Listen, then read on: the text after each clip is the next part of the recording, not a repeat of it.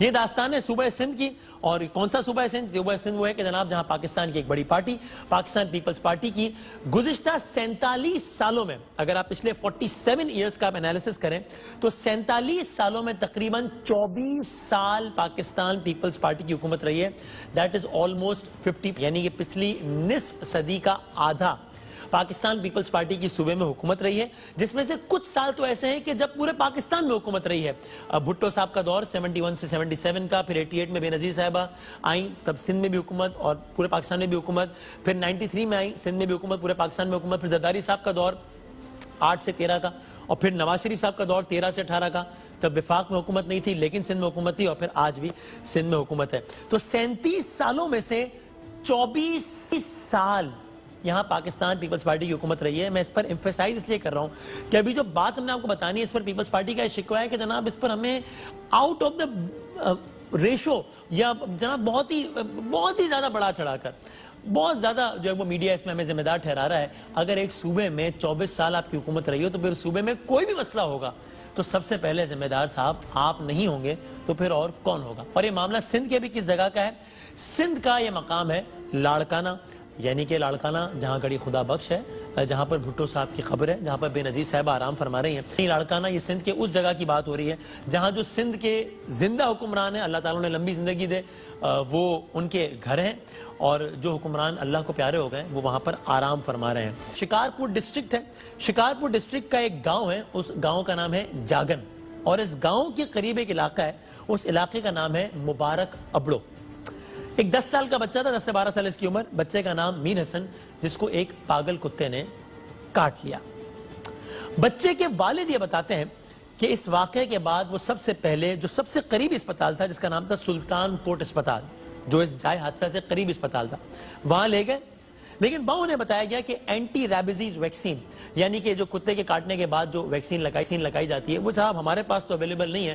تو آپ یوں کیجئے کہ جو بڑا اسپتال ہے، یعنی کہ سول اسپتال شکارپور، آپ بچے کو وہاں لے جائیں. یہ بچے کو اسی حالت میں سلطان کوٹ اسپتال کے بعد لے گئے شکارپور اسپتال. یہ بچے کے والد بتا رہے ہیں. وہاں پر پہنچے، اس بڑے اسپتال میں انہیں بتایا گیا کہ صاحب یہ جو کتے کے کاٹنے کی جو انجیکشن ہے یہ ہمارے پاس تو موجود نہیں. By the way us injection کی قیمت یہ سرکاری اسپتالوں میں مفت لگائی جانی ہوتی ہے، یہ کوئی ہزاروں لاکھوں کی نہیں ہے، یہ 600 سے 800 روپے اس کی قیمت ہوتی ہے ایک انجیکشن کی. شکارپور اسپتال میں انہیں بتایا گیا کہ یہاں پر بھی انجیکشن موجود نہیں ہے، آپ بڑے اسپتال لے جائیں، یعنی لاڑکانہ لے جائیں. اس کو شہید بے نظیر بھٹو اسپتال ہے لاڑکانہ میں، آپ وہاں لے جائیں. 50 کلومیٹر دور ہے یہ شکارپور سے. یہ خاندان اب شکارپور سے چلتا ہے اور لاڑکانہ کے چاند کا میڈیکل کالج، جو کہ شہید بے نظیر بھٹو اسپتال بھی کہلاتا ہے، وہاں اس کو لے جایا جاتا ہے. وہاں اس کو یہ بتایا جاتا ہے کہ صاحب جو کتے کے کاٹنے کی جو انجیکشن ہے یہ تو یہاں موجود نہیں ہے، اب آپ اس کو کراچی لے جائیے. اسی اسنا میں اس بچے کی ماں کمشنر آفس جاتی ہے، اور یہ بڑا امپورٹنٹ ہے، ہم آپ کو آگے جا کے بتائیں گے کہ کیوں امپورٹنٹ ہے. اس بچے کی ماں کمشنر آفس جاتی ہے احتجاج کرنے کے لیے، اور وہیں پر کمشنر آفس کے سامنے ہی یہ بچہ میر حسن اپنی ماں میں اندوہناک حالت میں دم توڑ جاتا ہے. کتے کے کاٹنے کی انجیکشن نہ ہونے کی وجہ سے 10 سالہ بچہ نے اپنی ماں کی گود میں دم توڑ دیا، سڑک پہ دم توڑ دیا. وہ لوگ یہ بھی کہہ رہے ہیں کہ صاحب جب تک یہ پہنچا تھا تب تک بہت دیر ہو چکی تھی. میں کہتا ہوں اگر بہت دیر بھی ہو چکی تھی تو کیا اسپتال والوں کو اتنی ہی اگر شرم آ جاتی، اتنی غیرت آ جاتی کہ کم از کم ان کو تو پتا تھا کہ اب یہ بچہ بچنے والا نہیں ہے، اسپتال کے اندر کوئی جگہ دے دیتے، ایک بیڈ دے دیتے جہاں پر یہ بچہ ذرا عزت کے ساتھ مر جاتا، یہ کتے کی موت نہ مرتا. معذرت کے ساتھ ان الفاظ کے لیے کم از کم اتنا تو حق بنتا ہے کہ اگر بچے کی ماں اتنا دیر سے پہنچی ہے کہ اب نہیں بچ سکتا، آپ ایک سایہ فراہم کر دیں تاکہ آرام سے مر جائے، سڑک پہ نہ مرے. سڑک پہ مرتا رہا، پیچھے سے چمچماتی گاڑیاں، پروٹوکول کی گاڑیاں، پتہ نہیں کس کی، وہ سائرن کی آوازوں کے ساتھ گزرتی چلی گئی، کسی نے نہیں سنا اور بچہ مر گیا. بچے کی ماں بھی یقیناً اس کے ساتھ ہی مر گئی ہوگی. اب جو اس کی زندگی ہے وہ موت سے زیادہ بدتر ہے، لیکن بچے نے وہیں پر جان دے دی. کہ پہلے گھر کے اسپتال میں گئے، وہاں کچھ نہیں ملا تو کہا بڑے اسپتال میں جاؤ ویکسین نہیں، وہاں کچھ نہیں ملا تو کہا بڑے اسپتال میں جاؤ. یہ داستان ہم نہیں سنا رہے، یہ خود اس بچے کے والد صاحب نے کہا ہے مقامی زبان میں، والدہ نے کہا ہے، رشتہ داروں نے کہا ہے. اس بچے کا ایک رشتہ دار جو کہ سارے سفر میں اس کے ساتھ تھا، وہ چونکہ اردو میں بات کر رہا تھا، آپ کو وہ دکھا دیتے ہیں کہ خود اس بچے کا رشتہ دار پوری داستان کیا بیان کر رہا ہے. یا تو یہ جھوٹ بول رہا ہے یا یہ جھوٹ بول رہا ہے کہ ایسا کچھ نہیں ہوا تھا اور یہ بس ایک دن پہلے لاڑکانہ پہنچے، اس کی موت سے تب تک دیر ہو گئی تھی اور بچہ مر گیا. یا تو یہ جھوٹ بول رہا ہے، اور اگر یہ سچ بول رہا ہے تو یہ ہے کہانی اس کے پاس سنانے کو. سنیے. گئے تھے بچے کو لے کے، ادھر ڈاکٹر نے بولا سہولت نہیں ہے، आप उधर शिकारपुर जाओ। हम बच्चे को शिकारपुर लेके गया, उधर शिकारपुर वालों ने डॉक्टर ने बोला इधर कोई भी सहूलत नहीं है, इंजेक्शन नहीं है, लाड़काने जाओ।